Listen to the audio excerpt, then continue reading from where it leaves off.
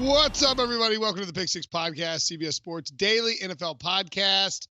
This is the early look at Week 12 lines, YouTube exclusive. If you're watching on YouTube, because that's the only place you can watch it, may I recommend you check out our podcast. 8 shows minimum per week on Apple Podcast, the Pick Six Podcast. I'm Will Brinson, Ryan Wilson, Sean Wagner, John Breach. What's up, boys? Let's look at some early lines, starting with a matchup of the 1 and 2 seed in the NFC, the Green Bay Packers heading to San Francisco to play the San Francisco 49ers, where, quite frankly, Ryan, they are surprising. It is surprising to me that the 49ers are 3-point favorites here, the over-under 45.5. Your thoughts? It's surprising to you and Breach and Sean because you guys hate the 49ers. We've gotten comments about how much you guys hate the 49ers. I'm the only person that loves the 49ers. I've been on this bandwagon all year long. Jimmy G threw for over 400 yards as he whipped up on the Cardinals in that backdoor cover. They won by 10, but no one thought they would actually do that. All that said, I love the Packers coming into San Francisco and winning this game. So hopefully our San Francisco fan who loves me didn't listen to that part, just the first part. Look, I'm glad Jimmy G played well. I'm glad the defense sort of picked it up. Kyler Murray was really tough to play against. But at this stage of the proceedings, it's really hard to go against Aaron Rodgers. I know the Packers defense is still getting better. They're young and all that. But it starts with Aaron Rodgers. Devontae Adams is back. He seems to be healthy, back to his toe injury form. Knowing all that, I have no concerns about them going out to San Francisco and not only covering the 3 points, but I fully expect them to win that game too. I hate the 49ers, Ryan. What are you talking about? As far as I can tell, I'm the only person on this podcast, on this YouTube podcast, who has a 49ers helmet in his office. Thank you very much. Now, that being said, I'm going to reverse your reverse psychology here, looking at this game. It is kind of surprising that the 49ers are favored by 3. When I look at Aaron Rodgers, usually you put him in prime time, and I am emptying my bank account betting on Aaron Rodgers when he's playing in prime time. But this game, I don't like him. I've seen the Packers offense struggle over the past few weeks, and that's going against okay defenses. Now they're going against the best defense in the NFL. I don't think they're going to be able to move the ball. And so I think right now, I would say the 49ers are going to win this and cover that 3 points, but I could change my mind in 48 hours, but I probably won't.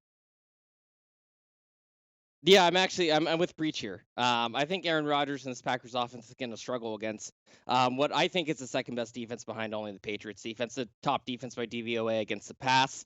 You look at the only quarterback that has actually had a lot of success against this defense is Kyler Murray. And Aaron Rodgers is certainly mobile enough to get outside the pocket and make some plays, but he's not mobile like Kyler Murray. I think the Packers offense is going to struggle, and I actually like this matchup for Jimmy G and Kyle Shanahan. I think they could scheme some things open against the Packers defense that opened the season really hot. Just hasn't been the same defense since the beginning of the season. So I actually like the 49ers to win and cover the spread.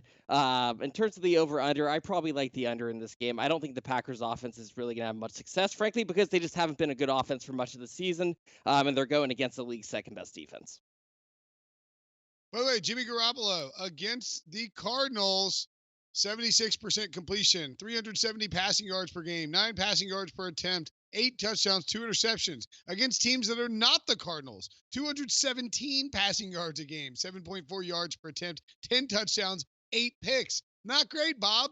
So it makes me wonder, how will he be against the Green Bay Packers in primetime? We saw him sort of struggle against the Seattle Seahawks. I think we're talking about a similar setup in terms of defenses. They can get the pass rush after you. I like the over in this game because I think both teams will score 45.5. It's already moved up to 46. I think we'll probably get to the 47 range. So I would say to go ahead and take that now. I may lock that in tonight. I also think that I would probably lean towards the Packers right now, but I sort of want to see how it goes. The 49ers are a very good team, and the Packers can be run on. Kyle Shanahan also capable of scheming up. So maybe actually, you know what? Scratch that. I'm not leaning towards the Packers. I might 3 points to the 49ers is probably fine. I like the over. I'm not gonna make a pick on the top end, but I might lean 49ers right now. Cowboys at Patriots. Patriots minus 6.5. Oh, the hook tempting you, John Breach, to take the New England Patriots fresh off a road win after their bye, heading back home to play the Cowboys. Over under 45.5. Are you tempted enough to take the Patriots? There is no hook here. How are the Patriots favored by 6.5? Can their offense even score 6.5 points in this game? Brinson, is it time to bench Tom Brady? Okay, it's not time to bench Tom Brady. That's just absolute crazy talk. But look, their offense has struggled over the past few weeks. Brady's thrown an interception in 5 of the past 6 games. Sean mentioned their defense a little bit ago. It is the best defense in the NFL, which they've absolutely needed because it's been carrying them all season. And now they're going to play, when these two teams get on the field at Gillette Stadium, the Cowboys offense is hands down going to be the best offense on the field in that game. I think Bill Belichick is a much better coach than Jason Garrett, so I have a very hard time seeing the Cowboys pull the upset here, but I do absolutely think they're going to cover the spread in this game. Yeah, I'm with Breach. Look, the Cowboys right now have the better quarterback. I think outside of Lamar and Russell Wilson, obviously those two guys are the front runners. That's where the MVP conversation should be centered around.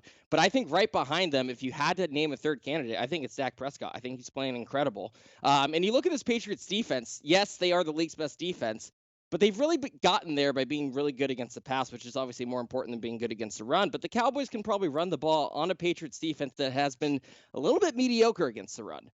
So I don't like the Cowboys to go into New England and win. As Breach said, I don't think you can trust Jason Garrett against Bill Belichick. But in terms of 6.5 points, I think they could keep this within a field goal. So I'll take the Cowboys to cover.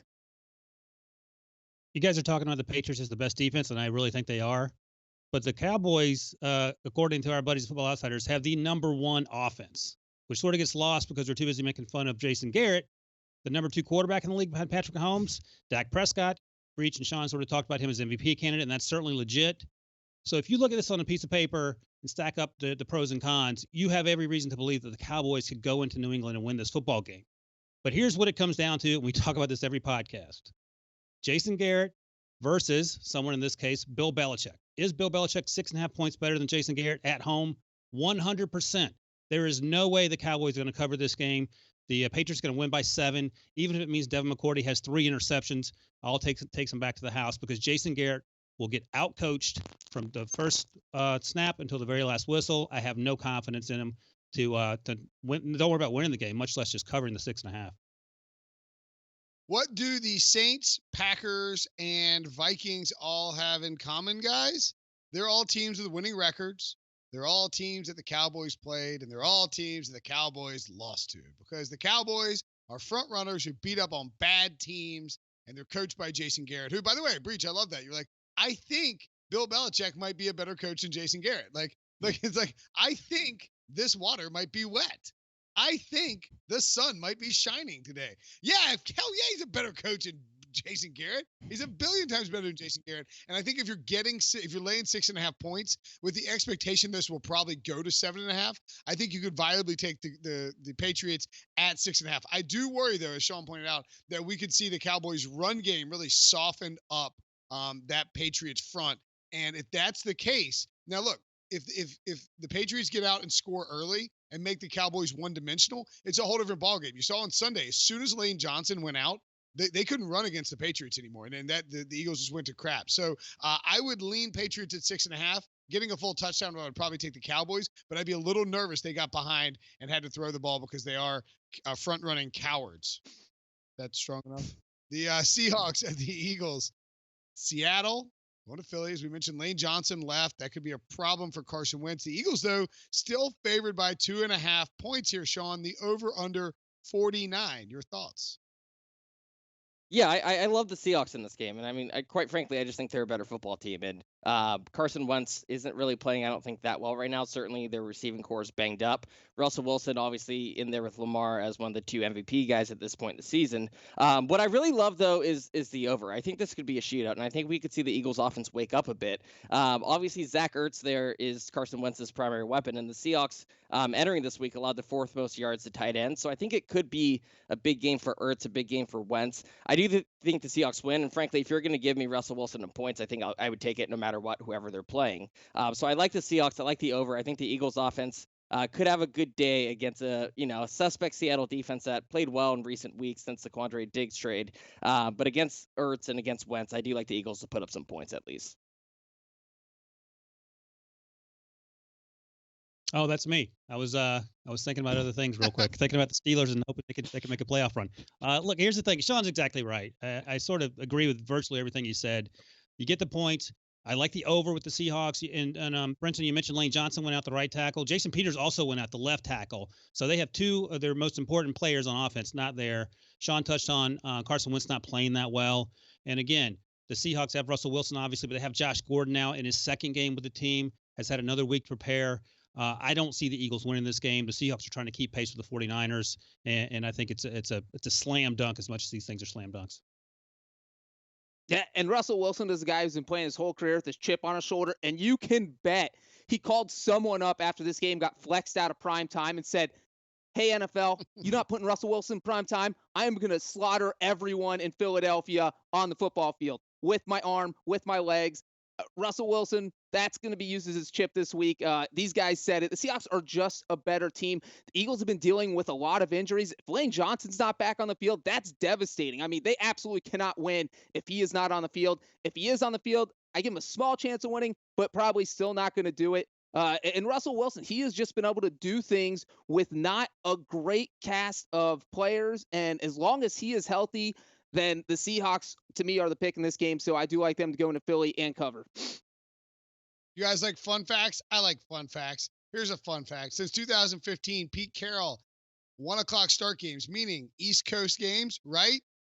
8-3-1 against the spread, 9-3 straight up. 2 of those losses in overtime. And in fact, one of those non-covers is a 3-point dog. I like the Seahawks. I'm with you. I would take the Seahawks. I would go ahead and get it at +3. I think it will creep towards a pick'em if indeed Lane Johnson and Jason Peters are expected to miss time. Jadeveon Clowney tends to come on strong at the end of the season, and we saw that against the 49ers on Monday night. He's starting to come around. He's starting to get comfortable in that defense, and I think we're going to see a big stretch run for him as the Seahawks defense looks a little better. I would tend to side with Sean, too, and take the over, although I think the Eagles secondary's gotten a little bit better than people think, and I'd love to know what the deal with Tyler Lockett is specifically. I think we'd be surprised if he played, but if you don't, I mean, the Seahawks have enough weapons where I'm not panicked about it, but I would probably lean towards the over, but I want to see what the injuries look like. Colts at Texans -3.5 in a game that could be for the division title here. Ryan Wilson over under 46.5. You gonna back your man Billy O'Brien, or are you gonna take the old professor Frank Reich in this one? I'm going to back my man Jacoby Brissett. He came back from the knee injury. He did enough just to win. They scored 33 points against the Jaguars team that looked like it didn't want to be out there at times. My concern with the Texans is the concern we've all had for the entire year, and that's the pass blocking. But if you watch that Ravens game where they were barely able to score any points, a lot of that was on Deshaun Watson running around the backfield, trying to create plays and taking hit after hit. He hurt his ankle. He came back and played. I suspect he'll be fine. He's taken certainly worse punishment over the course of his career, but that's not what you want to see from your franchise quarterback. I'm not ready yet to make a pick in this game. I like the Colts. I'm leaning that way, but I love the over. I feel like it's going to be a shootout because neither defense has been playing as well as they should be playing. And also, this is an incredibly important game for the division. So the 46.5, I like the over. Leaning Colts, but I'm not ready to go all in on Senior Professor. Ryan, you must be going the over because you loved all the points the Texans put up on Sunday against the Ravens, I'm guessing. Here's the thing. AFC South race has been absolutely unpredictable, but if there is one thing that is predictable, it is the Colts beating the Texans. The Colts have beat Houston 4 of the past 5 times that these two teams have played, and a big reason they've been able to do that is because they absolutely destroyed Deshaun Watson. In those 5 games, they have sacked Deshaun Watson 19 times. That's almost 4 sacks per game. Earlier this year when these two teams played, the Colts won 30-23. Again, it was because they kept putting pressure on Deshaun Watson. They sacked him 3 times. If you put pressure on Deshaun Watson, he gets flustered. That is how you beat the Texans. That's how you shut down their offense. We've seen multiple teams do that this year. So I actually love the Colts in this spot. Their defense has really come on over the past few weeks, and I think the Colts are going to win, pull off the upset, so not just cover the 3.5. Yeah, Brinson, you want a fun fact? The Colts win over the Jaguars on Sunday was actually their first result of the season that wasn't decided by one score. So this team loves to play close games. They're basically a coin flip in every single game. I like the Colts in this game, and Ryan hit on Jacoby Brissett. Obviously, that matters. Anytime you can upgrade over Brian Hoyer, that's a big deal. I was really impressed with their defense, though, against Nick Foles in a Jaguars offense that hasn't been terrible for much of the season. So I like the Colts in this game. I don't know if they're going to win. I would just rather have the points. Even Breach hit the nail on the head. This AFC South is so chaotic. You have no idea which way it's going to go. So I'd rather have the points, and I think it's going to be a field goal type of game because the Colts tend to play those kinds of games. Yeah, I would lean towards the field goal as well. The only thing towards catching the points here, the only thing that concerns me, well, actually, there's a couple things that concern me. One, Marlon Mack, fractured hand, so he's probably going to miss this game. T.Y. Hilton has been in and out all season long. Jacoby Brissett was banged up. He played really well. I think the Texans defense is bad enough that the Colts should be able to backdoor this or hang around. And I don't think the Texans can run enough to really punish the Colts. So I'll take the 3.5, but something about it feels a little fishy. I don't know if maybe we might be overrating the most recent possible results. I would actually lean under here, I think. I know Houston likes to get into shootouts, but Indianapolis tends to be a little bit more methodical, and I think they'll try. Actually, you know what? Scratch that under, because if they don't have Marlon Mack, then they won't run the ball effectively. They might try and chunk the ball. So I'll stay away from there. I'll lean Colts plus 3.5 right now, but I don't. This game, something's going on with this game. It's got my spidey sense all a Twitter. Dolphins at the Browns, John. What a thrilling matchup between two classic NFL franchises competing at the highest possible level. This is the first Browns game post Myles Garrett. They are 10.5-point favorites against the Dolphins, who may or may not have run out of gas against the Bills and got destroyed by Buffalo in that game. Guys, is that a typo on the screen? The Browns are favored by double digits. Is this real life? How is that even possible? Here's a fun fact for you guys. This is only the third time since the team came back into an existence in 1999 that they have been favored by double digits. This never happens ever. And there's a reason for that, because the Browns never beat anyone that bad. And I know the Dolphins have been bad this season, but you know what? They've covered in 5 of their past 6 games. They love to hang around. Ryan Fitzpatrick always does enough just to keep them in the game. And you know what Cleveland does really well? They love to send Browns fans into a panic. It always happens. We almost saw a total meltdown on Thursday after they almost blew a 14-0 lead. So the combination of the Dolphins being able to stick around and the Browns just not being able to blow people out, I got to grab the Dolphins and the points. I don't think Miami will pull off the upset, but you give me 10 points, I'm going to take it if it's against the Browns. Yeah, it's funny because if you look at these two teams and you say which one is underperforming relative to their talent level and which team is overperforming, it's clearly the Dolphins are overperforming. They have 2 more wins they have any business winning. And with Ryan Fitzpatrick, I know he's a wild card, but I would rather take him in this game, I guess, than Baker Mayfield when all he has to do is lose by 10 points. I mean, Ryan Fitzpatrick, he could be Fitzmagic out there. And Baker Mayfield, before Jameis Winston has completely imploded and taken the big lead, he was tied for the league lead in interception. So he's a turnover machine waiting to happen. I do think, this is funny to say, but I do think the Dolphins are the better coach team, even though we don't know that much about Brian Flores because he just doesn't have a lot to work with. But the fact that he's gotten them to 2 wins, the fact that they, as Breach mentioned, do cover a lot, I like the Dolphins in this game. I mean, this is like the Jets-Redskins game that we talked about last week. I don't really have any interest in it, but I guess if I had to take it, I would take the Dolphins in 10 points. Sean, if Bernie Lomax was the head coach of the Miami Dolphins, he'd be a better coach than Freddie Kitchens. So I don't think that's a pretty low bar. And by the way, I'm going to have to dunk on you right now, Breach, for saying how the Dolphins keep games close. They have exactly 2 games in which they've this season in which they've kept the score within single digits. You might remember the 59-10 whooping they took in week 1, the 43-0 whooping they took in week 2. But sure, they're keeping these games close. So the 10.5, even with Freddie Kitchens, I think the Browns are going to cover this game. They just beat the Steelers by 14 points. And I also like the over because, as we know, that Myles Garrett is not going to be there. So the defense isn't going to be what it once was. Ryan Fitzpatrick, who threw 45 times on Sunday, will probably throw 65 times with a little more time to throw the ball. I don't expect the Dolphins to win, obviously. 10.5, I expect the Browns to cover, and I love the over. I'm with you on both of those. I think the Browns, and I like the over in that spot as well, too. By the way, a couple of fun facts about your fun fact, John Breach. One, the first time that the Browns were favored by double digits after they came back to Cleveland, Brady Quinn played in that game. Our best friend, Brady Quinn. Fun fact number 2, the next time the Browns were favored by double digits was last year when Baker Mayfield destroyed the Bengals. The only reason that's fun, because you like the Bengals. I will take the Browns minus 10.5 here. I will also take the over 44.5. Yeah, 49ers fan too. I think you're going to see a big game out of Nick Chubb. 6.3 yards per play for the Buffalo Bills against Cleveland on Sunday in week 11. Excuse me, against Miami in week 11, and they rushed the ball very well. Devin Singletary 5 yards per carry. I think it's a coming out party for Kareem Hunt and Nick Chubb. Like both guys have a big game.